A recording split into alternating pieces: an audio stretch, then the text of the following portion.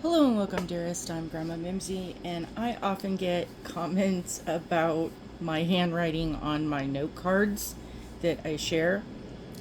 And I appreciate those comments. They're so kind and lovely to hear people who can see my handwriting and think, oh, that's so pretty, and that I have such nice handwriting. And I guess I'll pull this out as an example that um,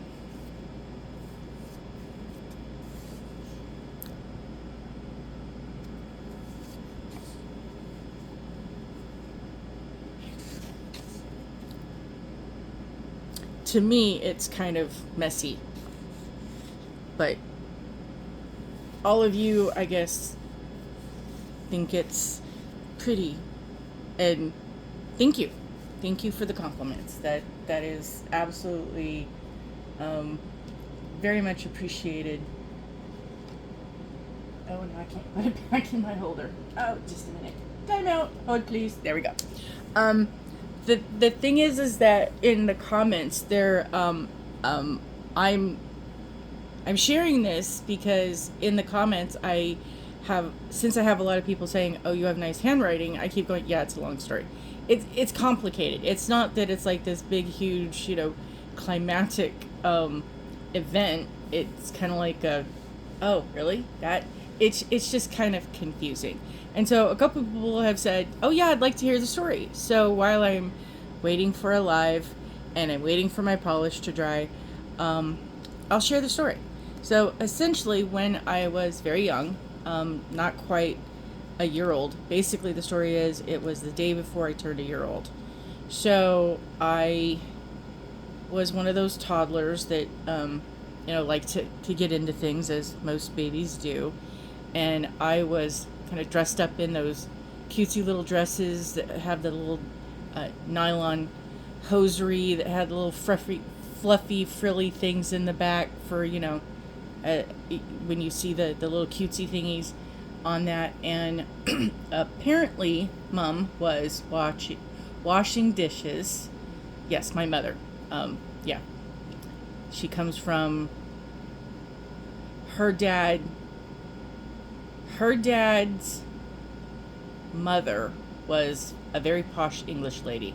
So I grew up a very strange child in the United States because it was seriously imposed into a lot of the over the pond, across the pond British culture.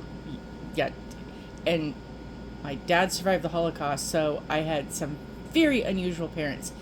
My mother's mother was Native American, Indian, and Norwegian, and Mom's dad was Scottish and Highlander and Irish. So I had like this weird, and dad is best I can piece together Romney and potentially Jewish. Um, but he came from the area there. He knew a boatload of languages and refused to teach me. So I really don't know to what extent because there was a whole lot of information he wouldn't share. So I have a very I look like that girl next door. Everyone mistakes me for somebody else that they think I look familiar. And the story goes is that I closely resemble. I was not, but closely resemble in features the Gerber baby. So because that is something so many people for decades have seen, it's just very familiar. So when they see me, they kind of go, "I think I know you." Yeah, no, it's not. Anyway, so in the process of this, long story short, stories are never short. Um, Mom was washing the dishes. Dad was playing with me, watching me, keeping an eye on me, however you want to look at it. And this is back in the day when you actually had a phone that was connected to a wall that had a cord you could not remove or change, or so your phone was where your phone was, and you had one, which is to some degree why later on in years when phones would get installed, my mother would go, okay, I want the feet to be X of this, and I want extensions in all the rooms. She actually had the house wired with when we had the corded phones. She had the technicians come out and replace everything. And she wanted cords that literally, wherever it was stationed at, wherever the main place that the phone needed to be, she wanted it that you could pick up that whole colossal phone set, as with the phone dial, where you stick your finger in the little holes and did the whole rotary thingy. That I keep telling you people I'm old. That when you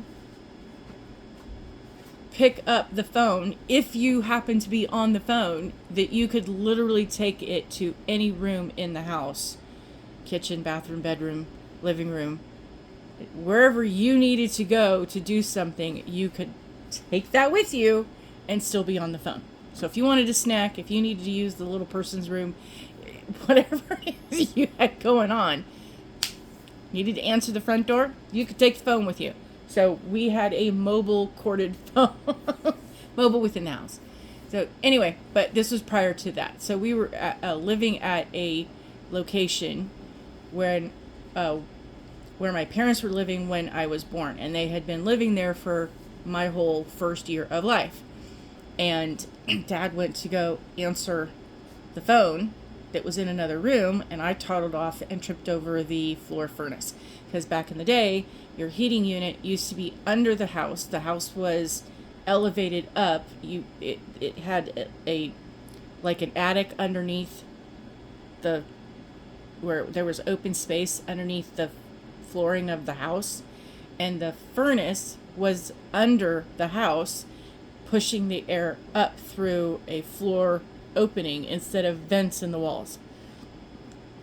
And I tripped over that, and it was nice and hot and scalding, and essentially I burned my hands really, really bad. I still have the scars. So she said I had been picking up items and, doing things that she thought I would be right-handed, but because my right hand was worse than the left, the right hand took longer to heal and was bandaged longer. So since the left hand was more available, at that young age, I switched and became ambidextrous. So I can do both hands. And I have been actually tested both as a kid and as an adult. And I'm basically in a point system. I'm 17 and 16, or 18 and 17. Basically, it was like 1 point difference. So I'm literally can do almost anything with both hands. I have my quirks, but there you go. So writing for me, this is how I would write as a little kid. We want you to behave. And you would have to take the page of what I was writing and hold it to a mirror to be able to read what I was writing. And I was doing this just automatically. It was the way my brain was rewiring and changing the words. And yeah, I can still do it. Takes me a bit of a minute to think. Some of the letters are a little like, how do they go? But for the most part, yeah, I could still write backwards. So, there's that. And it got to the point that when they were trying to get me to switch the letters, my handwriting was so bad then nobody could read it. And there were other options of therapy, and none of them helped. And I couldn't tie my shoes until at one point I happened to be at my grandparents', where one of my aunts was visiting, who is a left-hander by nature, and she taught me how to tie my shoes. So that was because everyone was trying to show me right-handed, and I needed to see it left-handed. I don't know why, but there's that.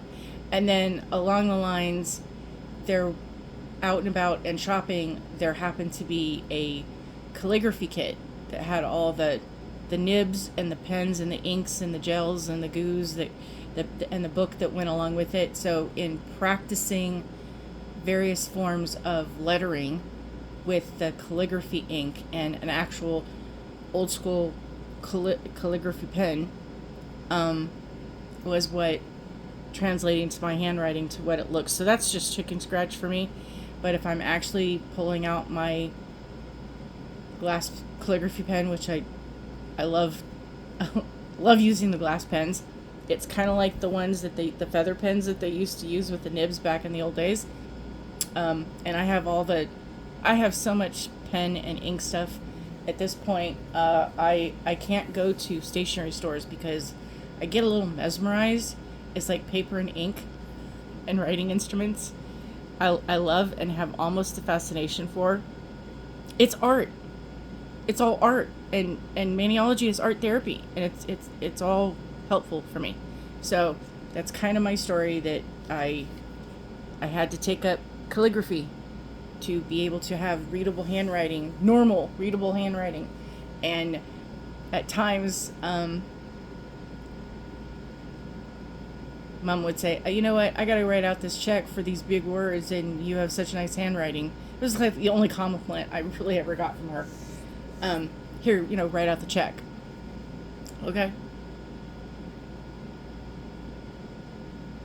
Anyway, like I said, kind of anticlimactic. It's not like this big, huge mystery of anything. It's just, I had weird traumas that, and we all do. We have our quirks and our situations that alter our perspectives, and they make us who we are. So I'm a little nutty because stuff happened and made me nutty, and my brain is not normal, and I know normal. There's an interesting thing about normal. Normal is a medical term for diagnosis basis that the test results are within the normal range. Normal really doesn't apply to people. Definitely doesn't apply to me, because I can always tell you as a kid, even as an adult, people are like, you're weird. And for a while, it was kind of like, I don't want to be weird. And now I'm like, hey, thank you. I take that as a compliment. Go ahead. I'm weird. What I told my kids growing up, normal is boring. If you tell people you're bored, you are saying you are uninteresting and require others to entertain you. I neither am normal. I'm never bored. I can be quite entertaining, and I fully am competent in entertaining myself. Part of my charm. I can be entertaining on any subject because I read a lot. I read a lot of internet things. I read a lot of books of both fantasy and guilty pleasures, and the fun right now is a Court of Thorns and Roses, because that one has been being shopped around to be turned into a series for TV. I can't wait. It was supposed to go to one of the places, but they were having technical difficulties with the agreements and the contracts, so it's kind of moving through its places. So it's not going to be a done deal as soon as I thought it was going to be, but still, woohoo! Trying to remember else, but yeah. So we read like all genres. I just don't do horror. I don't like scary things because hey, life's scary enough as it is. So comedies and informational stuff and technical stuff, and yeah, I read a lot of subjects. I cannot do the math to figure out the equations of quantum physics, but the theories behind it I find fascinating. Anyway, y'all have a wonderful day. Thank you for watching. Thank you for listening to my crazy wacky stories. I hope this helped your great curiosity into the inner workings of what makes me so nutty. But I'm not a wackadoodle. Wackadoodles are the ones that you kind of look at them sideways like the little doggy and raise the ear, and you kind of go, huh? What is going on with you? because you just a little wacky out there, wackadoodle. Yeah, we're not wackadoodle. And like Sheldon from The Big Bang Theory, I've been tested, and I'm not crazy. There's other people in my family who are. I am not one of them. But y'all have a wonderful day. Please be kind. The world needs a lot more kindness, a lot more love, a lot more understanding.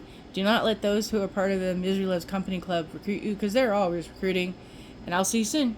Bye.